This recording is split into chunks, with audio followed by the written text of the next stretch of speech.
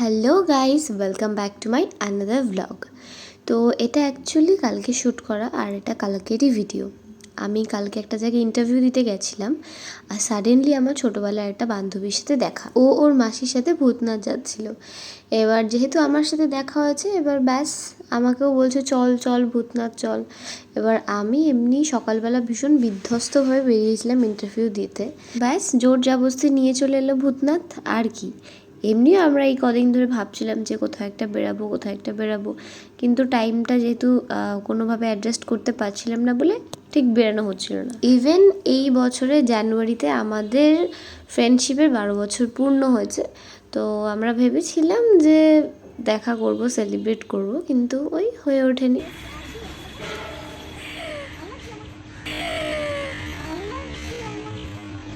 लेकिन ये साला कर क्या रहा है यहाँ पे? আর এই ভূতনাথে সেরকম একটা আমারও আশা হয় না, কারণ আমি লাস্ট এসেছিলাম আমার আগের একটা ইউটিউব চ্যানেল ছিল, ওখানে আমার একটা লাস্ট ব্লগ ছিল ভূতনাথের। ওটা 2020তেই হবে।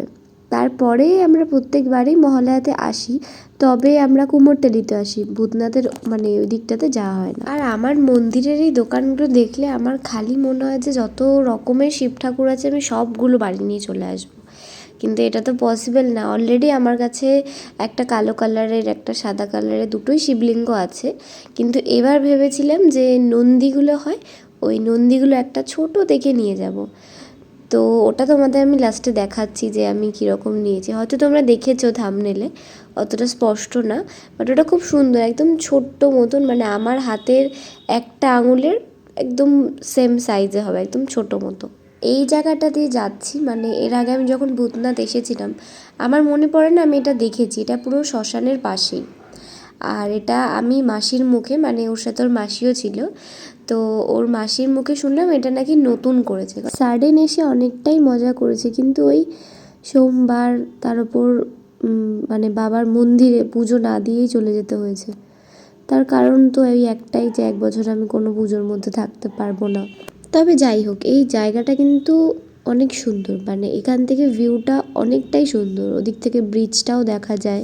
আমরা ওই নিউ ব্যারাকপুর স্টেশন থেকে ট্রেন ধরেছিলাম 2:50-এ, আর একটা ট্রেনেই চলে আসা যায়। এর আগে আমি যখন প্রথমবার এসেছিলাম তখন অনেকটা আমাকে হাঁটতে হয়েছিল, কারণ আমি ঠিকঠাক মতন চিনতাম না। আমরা নেমেছিলাম হচ্ছে বাগবাজার, আর বাগবাজার থেকে অনেকটাই দূর।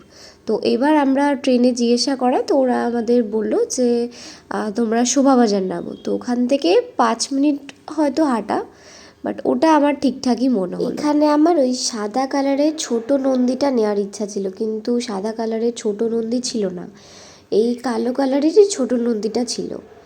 তো যাই হোক, কিছু করার নেই। আর আমি অত বড় নন্দিনী এখানে রাখতেও পারবো না, মানে ভালো লাগবে না। আমার শিব ঠাকুর দুটো এমনি পুচকে, তার মধ্যে অত বড় নন্দী মেবি হয়তো ভালো লাগবে না। আমরা ওখানে গিয়ে বেশি সেরকম কিছুই খাইনি, এমনি দুপুরবেলা গেছিলাম, শুধু একটা চাই ব্যাস। এবার তোমাদের দেখায় আমি ওখান থেকে কী নিয়েছি। এটা নিয়েছি, আর একটা পুচকে পুতুল টাইপসের নিয়েছি, আর একটা আমি জানি না ওটাকে বলছিল, ওটা শঙ্খের আংটি। আমার ভীষণ নেওয়ার ইচ্ছা ছিল, বাট আমাকে পরে একদমই ভালো লাগছিল না। যাই হোক, এই যে এগুলো দেখছো তোমরা, এই লাফটা বা এই পুতুলটা, এগুলো আমাদের এখানে 150 টাকা 50 টাকা এরকম। এটার দাম কিন্তু আমার এক্সপেকটেশনের থেকে অনেকটাই কম ছিল। তো কীরকম দাম হতে পারে তোমরা আমাকে কমেন্ট সেকশানে জানাও, আমি তোমাদের কারেক্ট দামটা বলে দেবো। এবার ব্যাপারটা হচ্ছে আমি কোনো মতেই বুঝতে পারছিলাম না এই দুটোকে কোথায় সেট করা যায়। প্রথম ওরকম সেট করলাম, আর এটাকে আমি নিয়ে এসেছিলাম এম বাজার থেকে। এটার ভেতরে লাইট জ্বলে, বাট আমি কিনে আনার পর আর জ্বলছিল না। लेकिन तू कर भी क्या सकता है यार? আর এটা দিয়েছিল আমার রুমমেট ভ্যালেন্টাইন্স ডেতে। যাই হোক, তারপরে ওটা আমার পছন্দ হলো না, তারপরে এই দুটোকে আলাদা আলাদাভাবে রেখেছিলাম। তো জানিও ভিডিওটা কেমন লাগলো, আর এই দুটোর প্রাইসটা কিন্তু কমেন্ট বক্সে জানিও। তো দেখা হচ্ছে আবার নেক্সট ভিডিওতে। টাটা।